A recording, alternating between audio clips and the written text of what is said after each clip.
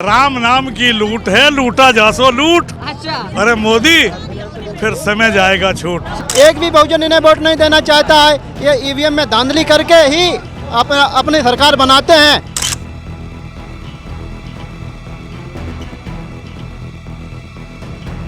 उसकी 20 लाख मशीनें चोरी हो गई और उसने ना तो कहीं रिपोर्ट करी, ना वो किसी अदालत में गया। भाई दूसरी बार चुनाव आयोग नाम की कोई चीज है नहीं। अच्छा। छीन कर उन तमाम लोगों की आवाज उठाते।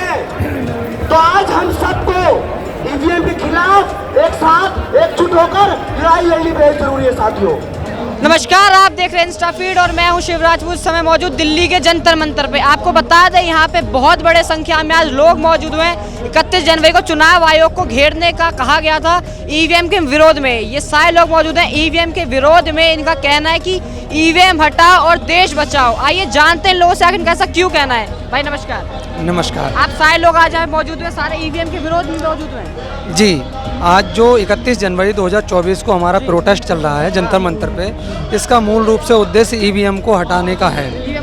ईवीएम का विरोध में धरना प्रदर्शन देने करके इसको हटवाने के लिए है। अच्छा। तो इसके लिए कहना चाहेंगे जैसे कि 26 जनवरी 1950 के लिए देश में गणतंत्र लागू हुआ, संविधान लागू हुआ, तो देश की जनता के लिए क्या है, एक उम्मीद जगी कि उनके वोट से अब राजा रानी के पेट से पैदा ना होकर के महत रानी के पेट से भी पैदा हो सकता है। कुछ कारवा चलता रहा। 2000 कांग्रेस की सरकार चलती रही, कभी सरकारें बदलती। इस केंद्र में 2 ही सरकारें रही हैं ज़्यादातर, और राज्यभर में कई अलग अलग राज्यों में अलग अलग सरकारें। तो जब कारवा चलता रहा, 2004 के इलेक्शन में कांग्रेस क्या है कि इलेक्ट्रॉनिक वोटिंग मशीन को लेके आई। उसने लगाया, लगातार उस ईवीएम मशीन से लगातार 2 बार चुनाव जीती। तो सुब्रमण्यम स्वामी जो कि भाजपा के मंत्री रहे हैं, उन्होंने ईवीएम मशीन के अंदर कुछ कमियां पकड़ी और उन कमियों को लेकर क्या है सुप्रीम कोर्ट में गए। सुप्रीम कोर्ट में जब उन्होंने केस लड़ा तो सुप्रीम कोर्ट ने 8 अक्टूबर 2013 को अपना जजमेंट दिया। उसमें पाया कि इलेक्ट्रॉनिक वोटिंग मशीन से फ्री, फेयर एंड ट्रांसपेरेंट चुनाव नहीं किया जा सकता, नहीं किया जा सकता। मेश्राम साहब राष्ट्रीय अध्यक्ष भारत मुक्ति मोर्चा ने इसके कंटेंट ऑफ कोर्ट किया कि जब ईवीएम मशीन से फ्री, फेयर एंड ट्रांसपेरेंट चुनाव नहीं हो रहा है तो इसके विरोध में वो गए, तो इसके विरोध में इसको हटाना चाहिए। तो इलेक्ट्रॉनिक वोटिंग मशीन में क्या किया, 2017 में एक जजमेंट आया, उसमें बताया गया कि इलेक्ट्रॉनिक वोटिंग मशीन के साथ में वीवीपीएटी मशीन को लगा दिया गया। जब ईवीएम के साथ वीवीपीएटी मशीन को जोड़ दिया गया, उसके साथ साथ निर्वाचन आयोग ने एक गाइडलाइन जोड़ दी कि जब ईवीएम के मतपत्रों की गिनती की जाएगी और वीवीपीएटी मशीन में जो पर्ची गिरती है उसकी जब गिनती की जाएगी 50% गिनती से ही मान लिया जाएगा कि फ्री, फेयर एंड ट्रांसपेरेंट चुनाव हुआ है। तो मेरा कहना है कि 50% संख्या से कहीं भी अंदाज़ा नहीं लगाया जा सकता कि वो चाहे वो वोट का मामला हो चाहे वो गिनती का मामला हो, कि 50% गिनती कर लेने से कहीं पर भी क्या है कि निष्पक्ष चुनाव नहीं किया जा सकता। इसी का विरोध प्रदर्शन करने के लिए आज हम सब लोग एकत्रित हुए हैं। और देश की इंडिपेंडेंट बॉडी अगर ये मानती है और देश की 85% जनसंख्या भी ये मानती है कि वोटिंग मशीन से गड़बड़ी होती है, तो भाजपा सरकार को इसमें आपत्ति क्या है? तो भाजपा सरकार का कहना है कि उनका ये सवाल ये उठाते हैं, भारत सरकार हम और लोगों से बात करेंगे, वो सवाल बार बार ये उठा देते हैं कि जब हम जीतने लगते हैं तभी क्यों ईवीएम पे सवाल उठता है। अरे कहने का मतलब हम जीतते हैं, चोर चोरी करता तो ये कहता है कि हमने चोरी नहीं की। ये उसको प्रूव करने के लिए, जैसे मैं मास्टर हूँ, मैं बच्चों को पढ़ाता हूँ, जब मार्किंग करता हूँ, पेपर देते हैं, लेते हैं, तो हम 100% बटे 100% नहीं कर सकते हैं, समझे। हमको ये दिखाना पड़ता है तुम्हारी राइटिंग खराब है, तुमने गलत लिखा है, 50% सही है, तो हम उसमें 100 में 50, 60, 70% देते हैं, 100% नहीं देते हैं। इसी तरह इलेक्शन उस तरह सेट किया जाता है कि जो एक राज्य हमने जिनको समझा कि ये हटाओ, इनको दे दो, मुंह बंद करने के लिए कि हम चोरी नहीं करते हैं, ईवीएम सही सिद्ध कर दे दो। 1-2 राज्य दे दिए जाते हैं, बकाया राज्य अपने ले लिए जाते हैं। अच्छा। ये मेन चीज तो ये है। हमारे साथ चाचा मुझे आपको ऊपर छाता दिखाना चाहेंगे अपना? हाँ चलो एक ही बात है। छाते पे भी लिखा हुआ है, हम कहेंगे एक बार छाता देखिए, ईवीएम को लोकतंत्र हत्यारा, ईवीएम लोकतंत्र का हत्यारा बता रहे हैं ईवीएम को। क्या कहना चाहेंगे आप? इलेक्ट्रॉनिक वोटिंग मशीन वोटों की चोरी करती है। अच्छा हम बैलेट पेपर से चुनाव कराने की मांग करने के लिए चुनाव आयोग का घेराव करने आए हैं। अच्छा आज नहीं तो कल ये वोटिंग मशीन को हटना पड़ेगा। 2024 का चुनाव बैलेट पेपर से कराएं, अन्यथा हमारी बहादुर महिलाएं 15 लाख मशीनें तोड़ी जाएगी। अच्छा 15 लाख ईवीएम मशीनें तोड़ दी जाएंगी। आप बड़ी बात कह रहे हैं कि यानी आक्रामक भी हो सकते हैं। हो सकते हैं ना भाई, हमारा संविधान बचाने के लिए, लोकतंत्र बचाने के लिए, निष्पक्ष चुनाव कराने के लिए, क्योंकि ईवीएम मशीन वोटों की चोरी करती है। अब तो स्थिति ये है, करो या मरो। देखिए चुनाव आयोग जो है निष्पक्ष चुनाव नहीं करा रहा है। चुनाव आयोग निष्पक्ष नहीं कर रहा है। हाँ, दूसरी बात उसकी 20 लाख मशीनें चोरी हो गई और उसने ना तो कहीं रिपोर्ट करी, ना वो किसी अदालत में गया, ना उसने पब्लिक को बता रहा है कि उसकी 20 लाख मशीनें गई कहाँ। जो अपनी ईवीएम नहीं बचा पा रहा है तो वो हमारे वोटों की सुरक्षा कैसे कर पाएगा? तो चुनाव आयोग आपको लगता है घेराव करने के बाद सुनेगा आप लोग बात? अंकल जी क्या लगता है आपको? हाँ जी, आप लोग घेराव करेंगे चुनाव आयोग का तो सुनेगा चुनाव आयोग आपकी बात? भाई एक बात और है, जब तक जनता नहीं रोएगी, कहते हैं कि जब तक माँ बच्चा नहीं रोता माँ दूध नहीं पिलाती, ठीक है, चाहे वो भूखा पड़ा है। अब जब अधिकारियों का हनन हो रहा है तो भाई बिना अधिकार के जीना कोई जीवन नहीं, फिर तो पशु समान है, पशु समान। तो आपको लगता है कि अधिकारों का हनन हो रहा है यहाँ पर देश में अब? भाई दूसरी बात है, चुनाव आयोग नाम की कोई चीज है नहीं। अच्छा सुप्रीम कोर्ट ने आदेश दिया वीवीपैट मशीन लगाकर उनकी काउंटिंग की जाए, कहाँ हुई है? नहीं हुई। 0.001% भी नहीं हुई, तो है कहाँ? सरकार अपनी चला रही है, ना चुनाव आयोग है, ना सुप्रीम कोर्ट है, ना जनता है। राम नाम की लूट है, लूटा जा सो लूट। अच्छा अरे मोदी फिर समय जाएगा छूट, वो कहानी चल रही है। गुंडों की सरकार ज्यादा दिन नहीं चलेगी। दूसरी बात अच्छाई की, ये घर में बैठ के बता दें कि भाई हमारी 400 पार है, बहुत बढ़िया था, सही भाई 400 पार है, तुम साढ़े भविष्य करता हो रहे हो। अब से पहले जब इनकी गाड़ियां गांवों में जाती थी और हम छोटे छोटे थे तो कहते जनसंघ आगे सालों के पत्थर फेंके करते थे हम, ठीक है। जब तुम्हारा ये बुद्धि कहाँ चली गई थी? तुम सारे बुद्धिजीवी थे तो 1000 साल गुलाम कैसे रहे तुम? तो ये जितने भी यूरेशिया से आए हुए हैं, इन्होंने जो है चंद लोग हैं, ये जल्दी इकट्ठे हो जाते हैं और ये जन समूह को इकट्ठा होने में थोड़ा समय लगता है। तो अब इसका मूवमेंट हो गया है खड़ा। चुनाव आयोग एक नंबर का भ्रष्ट है। सीबीआई, ईडी, इनकम टैक्स की रेड अगर ना डलवाए तो जो राष्ट्रीय और पार्टियां हैं, राजनीतिक पार्टियां, सारी सड़कों पर आ जाएंगी। क्यों नहीं आ रही? वो देख रही है आचार संहिता लगे तो हम आए। अभी लालू का थोड़ा सा वहाँ फेर बदल हुआ, उसके घर पर सब चले गए ना। तो यही स्थिति चली हुई है।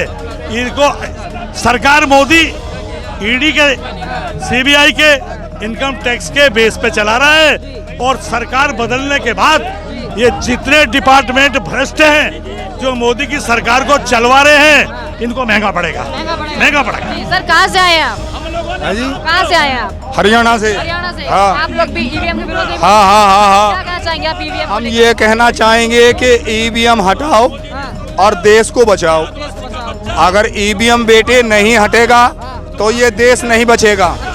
यहाँ के बेटियों के साथ जो बलात्कार होते हैं वो उनको रिहा कर दिए जाते हैं, उनको छोड़ दिए जाते हैं। अभी जो हमारी पहलवान बेटी धरने जो बैठी हुई थी, उनने कितनी बार इस बात को की कि भाई वो जो यूपी के रहने वाले हैं जिनके ऊपर ये उठाया था, आरोप लगा था, भाई इनकी जांच करवाओ। समझ गए?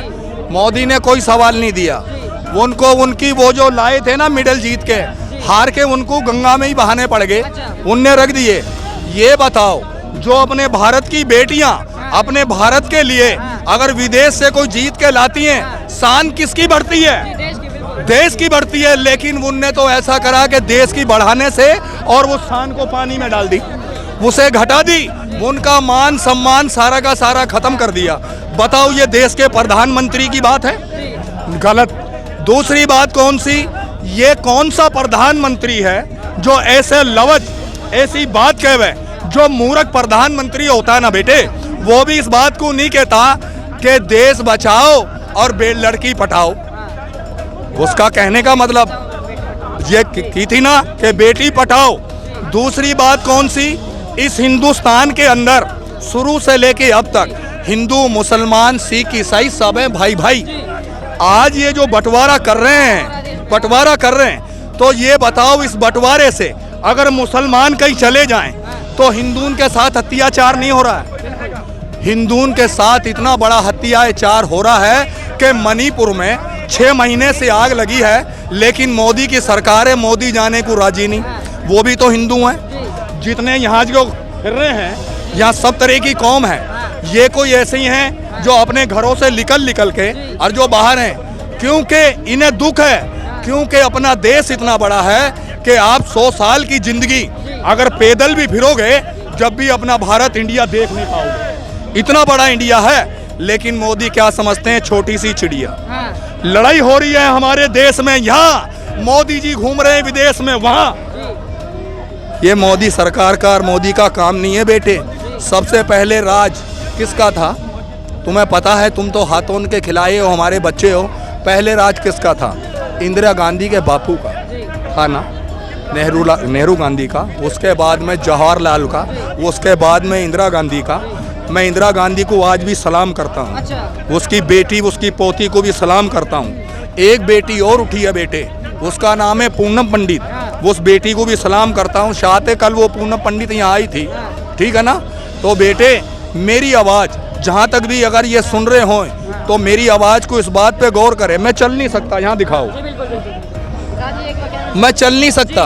बात तो बेटे बहुत है, लेकिन मैं चल नहीं सकता, फिर नहीं सकता। क्यों? ईवीएम के विरोध में आप ईवीएम के विरोध में है, क्योंकि ईवीएम हटेगा।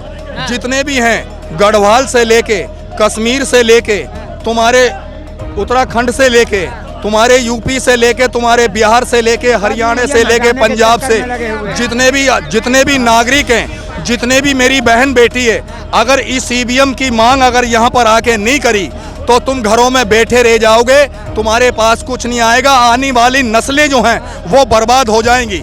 इस बात को आज लिख के देख लो, ये हकीकत बात है बेटे। प्रधानमंत्री से हमारी कोई लड़ाई नहीं, लेकिन लड़ाई हमारी इस बात की है कि प्रधानमंत्री आप किसने बनाया? दुनिया ने उसे बनाया, लेकिन उसके लिए कुछ करो। मुझे इतनी साल हो गई, 3 साल हो गई, अभी तक मेरी पेंशन नहीं बंधी बेटे। लेकिन बेटे ये बताओ, जिसके 4 बेटी हों और जिसकी बुढ़ापे का कोई इशारा ना हो और उसकी जवान बेटी हो, तो तुम ही बताओ इस बात को, उसका गुजारा कैसे चले? उसकी पेंसिल नहीं बन रही। बीजेपी सरकार में बहुत ज्यादा भ्रष्टाचार बहुत बढ़ता जा रहा है बेटे, इसीलिए हमें चिल्लाना पड़ रहा है। तो आज आप लोग चुनाव आयोग का घेराव करने वाले हैं, ऐसा भी सुनने में, चुनाव आयोग घेराव करने जा रहे हैं फिर आप? बेटे ये दुनिया जो आ रही है ना, ये दुनिया आएंगी। अभी तो बेटे ट्रैक्टर आएंगे। अच्छा, ट्रैक्टर आएंगे? अभी ट्रैक्टर आएंगे, पता नहीं कितने हजार ट्रैक्टर आएंगे। जहाँ ये राकेश डिकेत जो है, ये राकेश डिकेत है, और एक और है वो सूखे से पतले से, वो भी पूरे सब ट्रैक्टर आएंगे और यहाँ के धरने पे बैठेंगे, रोड जाम हो जाएंगे। अच्छा। हाँ, लेकिन वजह एक है। वजह कौन सी है कि देखो इस देश में मोदी को चाहिए क्या? मेरी हाथ जोड़ के मोदी से ये भी विनती है कि मोदी को क्या चाहिए? रोटी, कपड़ा और मकान। इससे अलावा क्या चाहिए? इससे अलावा कुछ नहीं चाहिए। इतनी उम्र उनकी कट गई, इतनी उम्र और है उनकी, लेकिन देश के लिए ऐसा कर जाओ कि दुनिया रोवे ना। दुनिया, अब ये कौन सा सवाल है मोदी का कि ना खाऊंगा ना खाने दूंगा? तो तू तो मरा, तू दूसरे इनको भी ले मरा। वो तो कहते हैं, लेकिन मैं भ्रष्टाचार कहता हूँ कि ना मैं भ्रष्टाचार करूँ, मैं घूस खाऊंगा ना खाने दूंगा, ऐसा कहते हैं। तो फिर वह भ्रष्टाचार होकर करे, इन दुनिया के साथ क्यों कर रहा है? जी। इन बेटियों के साथ जो बलात्कार हुए, राम रहीम को छोड़ दिया। दूसरी जो बिल्किस बानो के जो 11 हत्यारे थे, वो उनको रिहा कर दिए गए। सजा हो गई है अब हुई है ना, खूब खा पी के अट्टे कट्टे, खूब मरगा मच्छी खूब बड़े प्यार से खुआया। उसके बाद में एक और है अंकिता, जिसको नहर में से निकाली गई, वो खास उन्हीं का आदमी, उनको सजा नहीं हुई। हमारी दिल्ली में 13 किलोमीटर एक लड़की को गाड़ी से घिसेटा गया, वो उसका कोई नहीं करा। तीसरी बात कौन सी कि आज जितने भी ये देशवासी हैं मेरी बात को सुन रहे हैं, सबसे पहले बेटे एक ही बात कहूँगा कि मैं नमस्कार करता हूँ उस पूनम पंडित बेटी को, और उस बेटी को जो कांग्रेस की, वो क्या नाम है, वो क्या नाम, प्रियंका गांधी। एक ही लड़की थी मेरे देश में, एक ही ऐसी लड़की थी, मैं गर्व से सलूट करता हूं उन्हें, जिसने इस बात को रखा, सर उठा के चली वो, लेकिन उसके साथ किसी ने साथ नहीं दिया। लेकिन आज भी हम इस बात को कह रहे हैं कि देखो, चोर की माँ घर में बैठ के रोती है, चोर की माँ घर में बैठ के रोती है। मर्द उसका नाम है, अहमियत उसका नाम है कि जनता पूछे सवाल तो उसका दे के जवाब, जनता पूछे सवाल तो दे उसका जवाब, और जब नहीं है तेरे पास जवाब तो फिर लुकता क्यों फिर रहा है सामने, तू तो जा रहा है जहाज में और दुनिया रो रही है तेरी याद में, दुनिया रो रही है तेरी याद में कि कब मोदी जी आए और कब हमारी सुने। तो बेटे जनता की भी चाह नहीं रहे मोदी जी, जनता को चाह नहीं रहे हैं, विदेशों में घूम रहे हैं। देखिए ऐसा है, जो हमारी भारत सरकार है, आरएसएस और बीजेपी की सरकार, ये सिर्फ जिस समय वोट लेना होता है उस समय ये ईवीएम में धांधली करके वोट तो ले लेते हैं और वैसे प्रोपोगंडा करते हैं कि जनता हमारे साथ में है। लेकिन भारत की जो मूल निवासी जनता है, जिसका 85% संख्या इस देश में है, वो इनके साथ में नहीं है, वो जनता इनके साथ में नहीं है, वो इनके विरोध में है, वो इन्हें वोट देना ही नहीं चाहती है। एक भी बहुजन इन्हें वोट नहीं देना चाहता है। ये ईवीएम में धांधली करके ही अपनी सरकार बनाते हैं, और जिस समय इन्हें वोट लेना होता है और जिस समय इन्हें सरकार बनानी होती है तब तो ये कह देते हैं कि सबका साथ सबका विकास, लेकिन जिस समय इन्हें लाभ देना होता है, कार्य करना होता है, तो वो कार्य करते हैं सिर्फ ब्राह्मणों का ही विकास, कुछ ही तबकों का विकास हो रहा है, सबका साथ और मात्र ब्राह्मणों का, यूरेशियन ब्राह्मणों का ही विकास। क्या कहना चाहेंगे आप? सर मैं ये कहना चाहूँगा, ये सोशल मीडिया का मैं बहुत धन्यवाद करता हूँ कि आज उन्होंने ईवीएम की आवाज़ उठाई है यहाँ पे। आज 31 तारीख 31 जनवरी 2024 को ईवीएम की आवाज़ उठ चुकी है, और ये पूरे भारत और पूरे वर्ल्ड में इसकी आवाज़ जा रही है, ठीक है ना, सोशल मीडिया के माध्यम से। जो मोदी मीडिया है वो नहीं आ रही, वो नहीं उठा रही। अगर वो आ जाती तो फिर तो सारा खेल 1 घंटे के अंदर ही खत्म हो जाता, पर वो नहीं आना चाहती। मैं सोशल मीडिया का धन्यवाद करता हूँ कि आज उन्होंने ईवीएम की बात रखी है। क्यों लग रहा है आपको, सवाल है बड़ा, कि क्यों लग रहा है ईवीएम में घोटाला होता है, ये ईवीएम से घोटाला हुआ है, ऐसा क्यों लग रहा है? देखिए, वो एक मशीन है, वो मशीन जो बनाता है वही उसके बारे में जानता है। जो व्यक्ति जिस चीज़ का काम करता है ना, वो उसी के बारे में जानता है। जो काम नहीं करता ना, हम नहीं करते तो हम नहीं जानते। यहाँ पे एडवोकेट, सुप्रीम कोर्ट के एडवोकेट यहाँ पर प्रोटेक्ट कर रहे हैं, इनके साथ पूरे भारत की जनता आई हुई है आज, और जगह जगह से लोग आए हुए हैं प्रोटेक्ट में कि ईवीएम हटाओ और बैलेट पेपर लाओ, बैलेट पेपर से चुनाव होना चाहिए। आपको लगता है कि बैलेट पेपर आ जाएगा, जहाँ देश इतना आगे बढ़ रहा है, तरक्की हो रही है, बैलेट पेपर से आप पीछे चल जाएंगे?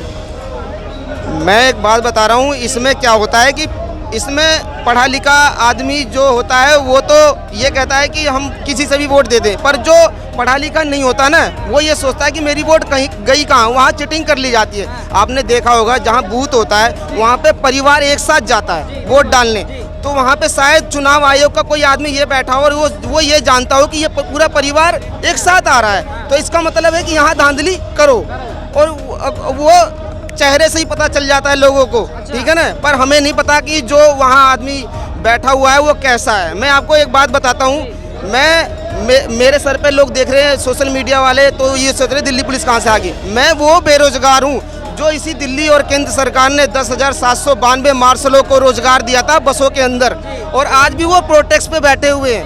मैं वो बेरोजगार हूँ जो आज धरने पे बैठे हुए, और इन्होंने हमको बेरोजगार कर दिया, और आज भी हम अपनी लड़ाई धरने के माध्यम से लड़ रहे हैं, और वो हमको रोजगार नहीं दे रहे। तो हम 10,792 जो मार्शल हैं आज ईवीएम की लड़ाई में, आज इन एडवोकेटों का साथ देने आए हैं, और हम ये भी मांग करते हैं कि केंद्र सरकार हमको रोजगार दे। और मुझे ऐसा भी लगता है कि वो रोजगार इस वजह से नहीं दे रही है क्योंकि वो जानती है कि ईवीएम से हम जीत जाएंगे, और इनको बेरोजगार रहने दो, भारत की जनता को ये ऊपर ना उठ पाए। मैं आपको बता दूं, जब माँ बाप अपने बच्चों को पढ़ाता है, वो ये सोचता है माँ बाप कि हमारा बच्चा जब बड़ा हो जाएगा तो पढ़ लिख के हमारा नाम रोशन करेगा, अच्छी नौकरी पाएगा, अच्छे पद पर पहुंचेगा। आज पूरे भारत में एक युवा इतनी मेहनत करता है, लोग हर कोई फोर्स की तैयारी करता है, कोई अधिकारी बनने की तैयारी करता है। जब ये नौकरी ही नहीं निकालेंगे, जब ये किसी को रोजगार ही नहीं देंगे, तो फिर भी ये जीत जा रहे हैं, तो इसका मतलब है कि ईवीएम में घोटाला है।